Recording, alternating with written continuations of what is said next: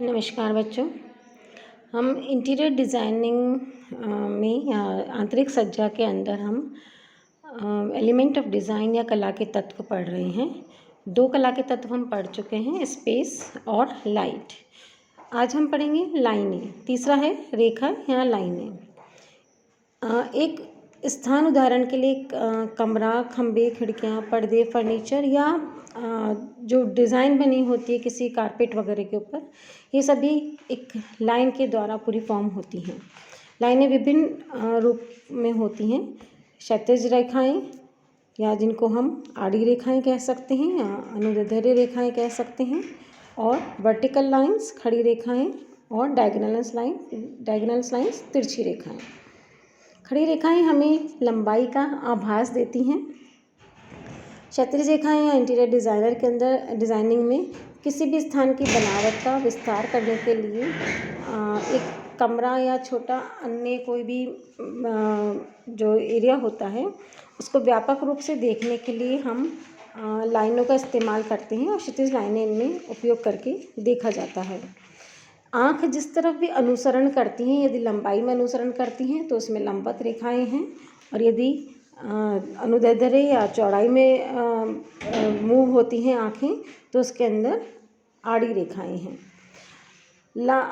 आड़ी रेखाएं जो होती हैं वो किसी भी कमरे की चौड़ाई और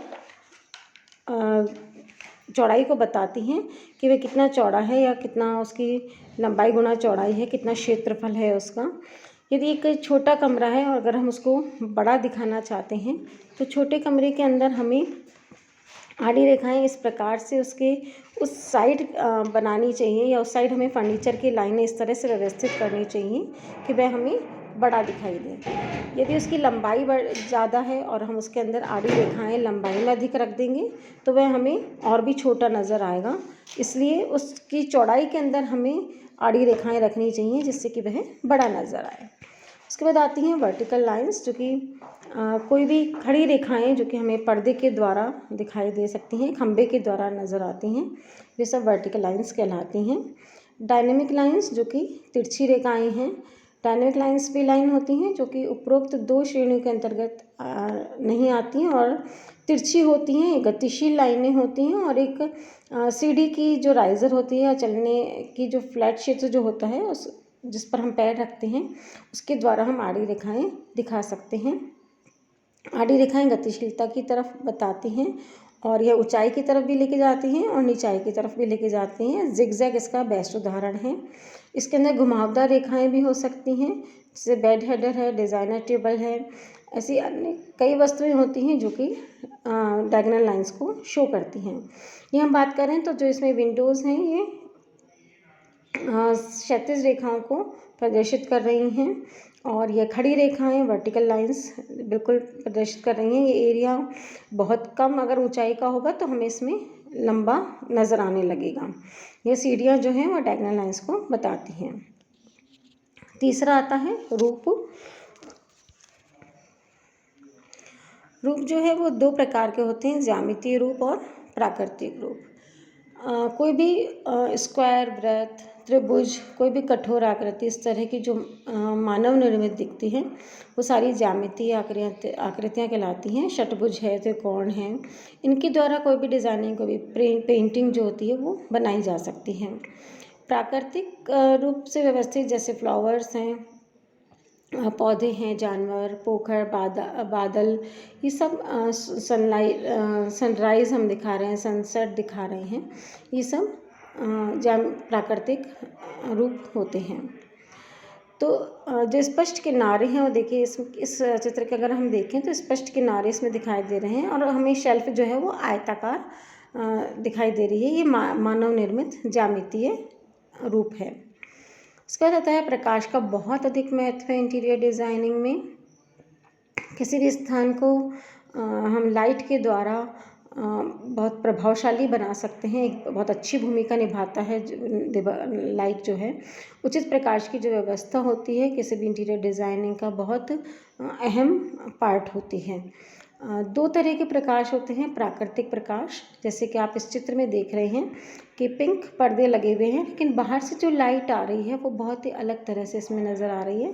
और बाहर की नेचुरल जो लाइट है, प्रकाश है जो है, सूर्य का जो प्रकाश है वो इसमें से हमें नज़र आ रहा है। तो स्वाभाविक रूप से खिड़कियों, दरवाज़ों, पर्दों आदि के माध्यम से एक विशेष स्थान में प्राप्त होने वाली जो रोशनी है वो एक आंतरिक डिज़ाइनर के लिए को बनाने का अवसर प्रदान करती है। उदाहरण के लिए एक बाहरी डिज़ाइन करना, ताकि कमरे के बाहर बालकनी, छत के शीर्ष पर थोड़ा सा घर के अंदर हो, इस पैटर्न की इमारत ऊंची रखी जाए जिससे प्राकृतिक प्रकाश अच्छी तरह से आ सके।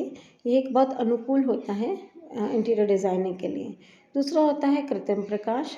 कृत्रिम प्रकाश जो होता है, जो हम इलेक्ट्रिसिटी के द्वारा प्रोड्यूस करते हैं। इसके अंदर 3 तरह की लाइटिंग होती है। एक होती है कार्य प्रकाश, दूसरी होती है मूड लाइटिंग और तीसरी एक्सेंट लाइटिंग। कार्य प्रकाश, जैसा कि हम जो अपने घर के अंदर study table light, sleeping light या ट्यूबलाइट वगैरह जलाते हैं, ये सब कार्य प्रकाश के अंतर्गत आता है। मूड लाइटिंग इल्यूमिनेट करता है, इसे अच्छी तरह से हाईलाइट करना चाहिए। घरों के बाहर इस्तेमाल होने वाली एम्बिएंट लाइटिंग जो होती हैं वो सब मूड लाइटिंग, एम्बिएंट लाइटिंग कहलाती हैं।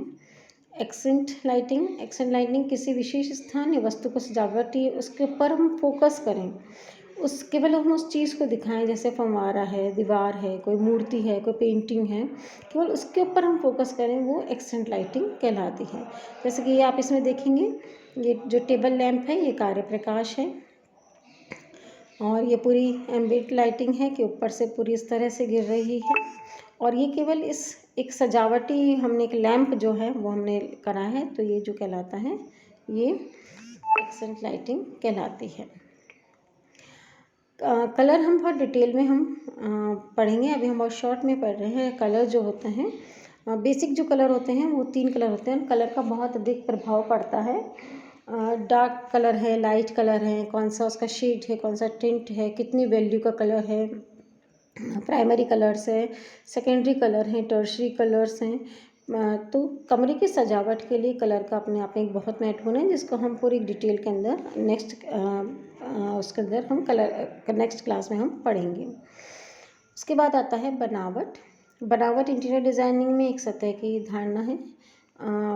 बनावट एक्चुअल में हम किस चीज़ को कैसे छू करके हम जो देख रहे हैं, एक वास्तविक बनावट वस्तु का वास्तविक एहसास देती है। जैसे ये सीमेंट की दीवार है तो खुद दिख रही है हमें खुरदरी है, तो छूने पर भी खुरदरी नज़र आएगी। और इसी जगह हम एक वॉलपेपर लगा दें ईंट की दीवार का, तो वो जो है स्पर्श करने पर वो चिकना नज़र आएगा। इसको हम बनावट कहते हैं कि कोई भी जो चीज़ है वो छूने पर कैसी नज़र आ रही है। जैसे फर वाली चीज़ हमें सॉफ्ट नज़र आएगी। पैटर्न, कारपेट, वॉलपेपर, फैब्रिक, पर्दे जैसी वस्तुओं में पाए जाने वाला जो रिपीटेटिव डिज़ाइंस होती हैं उनको वो पैटर्न के अंतर्गत आती हैं। किसी भी आकार में एक सजावटी तत्व जो है एक सतह बार बार उपयोग करने पर पैटर्न का निर्माण होता है। लेकिन एक समान तत्व का बहुत अधिक स्थान डिज़ाइन के भाग को बाधित कर देता है। तो हम अधिकतर पैटर्न का जो निर्माण है हम कुशन्स वगैरह में यूज़ कर सकते हैं, या ऑल्टरनेट पर्दे के अंदर हम यूज़ कर सकते हैं। तो एक अच्छा इंटीरियर डिज़ाइनर जो है इन 7 तत्वों का उपयोग करके और एक पूरा आंतरिक सज्जा करता है, और उसी के अनुरूप इनको यूज़ करते हुए और कला के सिद्धांतों का उपयोग करते हुए आंतरिक सज्जा करता है। धन्यवाद।